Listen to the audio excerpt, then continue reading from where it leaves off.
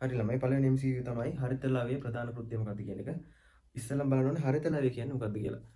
මේක මේ MCQ කියන සාකච්ඡාවක් විදිහට යන්නේ. එතකොට මේකේ ලොකු තියරි කරුණු ඕනේ නැහැ. නිකන් අහලා කොලයක් කරගෙන ලියා ගන්න ඕනේ නැහැ. මේක අහගෙන ඉන්න. එක්සෑම් එකට තව දවස් කිහිපයක් තියෙන. එතකොට ඒ හින්දා මේක 2024 පේපර් එකේ පළවෙනි MCQ එක.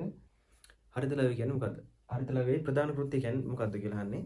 හරිත ලවයේ ප්‍රධාන කෘත්‍ය තමයි ළමයි ප්‍රභා සංශ්ලේෂණය කියන්නේ. හරිත ලවයක් ගත්තාම හරිත ලවය කියන්නේ දීපටලමේ ඉන්ද්‍රිකාවක්.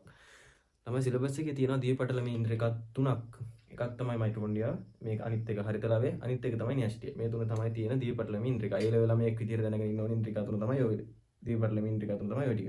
ඊට පස්සේ ගත්තාම ප්‍රධාන කෘත්‍ය අපි කිව්වා ප්‍රභා සංශ්ලේෂණය කියලා. බලමු දැන් ප්‍රභා සංශ්ලේෂණය වෙන්නේ කොහොමද කියලා.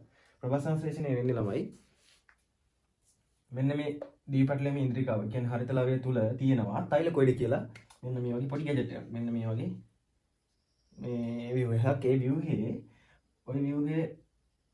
එකතු වෙලා හැදෙනවා මෙන්න මෙහෙම එකක්. ඒකට අපි කියනවා පංජර කණිකා කියලා. නැත්නම් අපි කියනවා ග්‍රැනා කියලා. මෙන්න මේ වගේ එකට. ඊට පස්සේ මෙන්න මේ අපි ගන්න තෛලකොයිඩ් තුල මෙන්න මේ තෛලකොයිඩ් වල තියෙනවා මේවා නිකන් කෙටියෙන් දැනගන්න. දැන් ඔක්කොම තියරි කියලා දෙන්න විදිහක් නැහැ. හැදෙන විදිහ ඔක්කොම ඕනේ. මේ තෛලකොයිඩ් වල තියෙනවා. එතකොට ළමයි මේකේ තියෙනවා ක්ලෝරොෆිල් වර්ණක, ක්ලෝරොෆිල් A කියලා තියෙනවා, ක්ලෝරොෆිල් B කියලා තියෙනවා. ආයි තියෙනවා කැරටින්, ආයි තියෙනවා සැන්තෆීන්.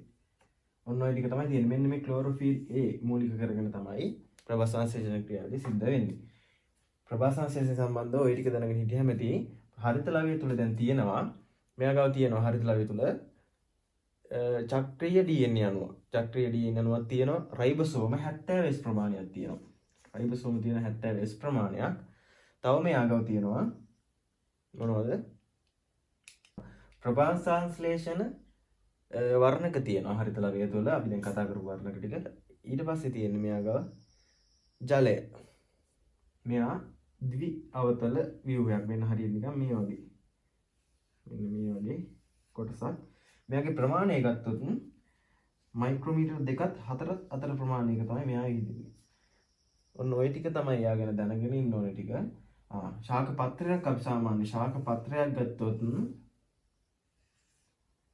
එයා ගාව හරිත මේ කියන්නේ හරිත ලව තියෙනවා. සාමාන්‍යයෙන් අපි කියන්නේ